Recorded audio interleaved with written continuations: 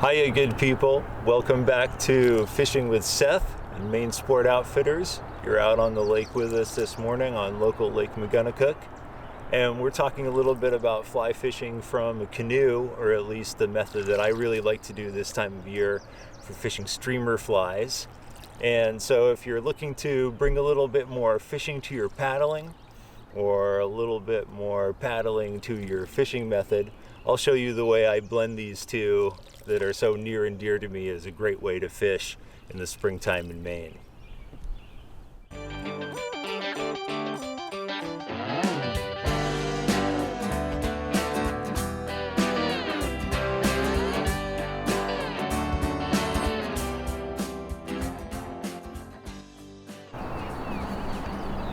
Fly fishing from a canoe is just one of those special combinations that I think everybody should enjoy at some point. They go together so perfectly well. One of the things that I really emphasize in this method is getting fishing as early as possible in your outing. And that really means having the fly line off the reel onto some area of the floor of the canoe. I've got it piled up here on a PFD where the straps are hidden so it won't snag on anything. And that way you can really start to work out the whole line right away. And getting some distance between you and the fly is important for your catch rate. So casting is minimized. I'm going to drop the fly in the water and simply do a roll cast with a short amount of line so the line's straight. I'm going to pick it up once and shoot an amount of line, and hopefully that at least gets the weight forward portion out of the tip of the guides. Next, it goes in the rod holder, and importantly in this method, you've got to have some way to hold the rod securely. So in this case, we've got a nice Scotty rod holder mounted to a plank. Pretty basic, obviously, but this is just a wonderfully effective way to take care of the rod while you're paddling. So the fly's out there sinking, and now it's time to get retrieving, if you will. So the boat moves. And yes, this is trolling, and trolling as a way of presenting the fly. So back to the combination, this is something like putting the hand twist and or the two-handed retrieve to work over miles and miles of water. So as a numbers game, which fishing is, this is a really highly efficient way to fish.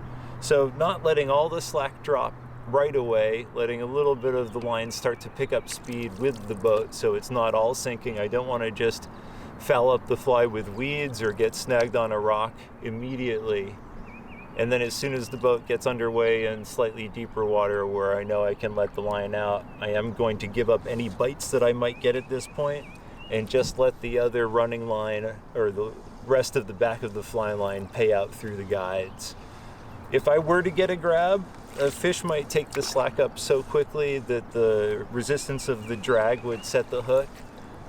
Of course, if I'm fishing from a float tube, you can do this just by inches and feel every bite that you might get in that process, and just like that, the line is taut, and we're now really swimming that fly through the water. So the method of paddling is basically the J stroke, but I don't remove the blade from the water when I bring the paddle forward. I just keep the blade parallel to the hull of the canoe and let it sweep forward, and that keeps the boat going in a straight line easily. It also keeps us going slowly, so we track better with any wind that there might be, and we keep the speed within check.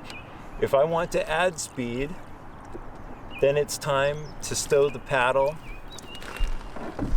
get the rod out of the rod holder, and do something like a combination of a pull-pause retrieve to add a real erratic movement to the minnow, or possibly a hand twist just to show a little difference in cadence. Another pull-pause to add a lot of action. And of course, if you need any review on those methods, there is a previous video of ours to review, which I would point you to. So with just a few feet retrieved, and I don't feel like there's any real need to check the fly. I didn't feel any weeds. We're out in deeper water. We're now underway again. So the slack will slide out through the guides and we'll be in touch with the fly.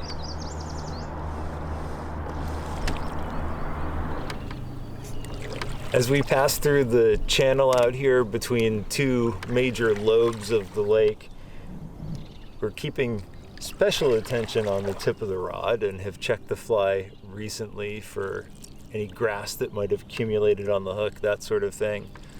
So I'm keeping with my J stroke and just paddling from one side of the boat, using that J and either extending the outward motion to right the bow back to the starboard side or to the right side, or I can just it kind of accentuate the draw and it moves the boat easily to the left, giving the fly a few kind of squiggly patterns through the strike zone, paddling up this chain of islands that collects a lot of bait this time of year. The loons know where this bait fish, the smelt, group up, and of course the fish corral the game fish that we're after: rainbows, smallmouth bass, largemouth bass, brown trout.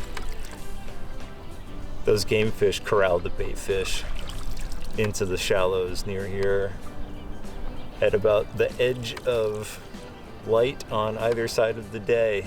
Just a great time to be out. Well, everybody, remember to breathe while you're paddling. Remember to get out there and try different things and bring an hour of fishing to your day if possible in this low impact, very sustainable way. I promise it will bring you incredible rewards from the fish. And thanks for joining us as always.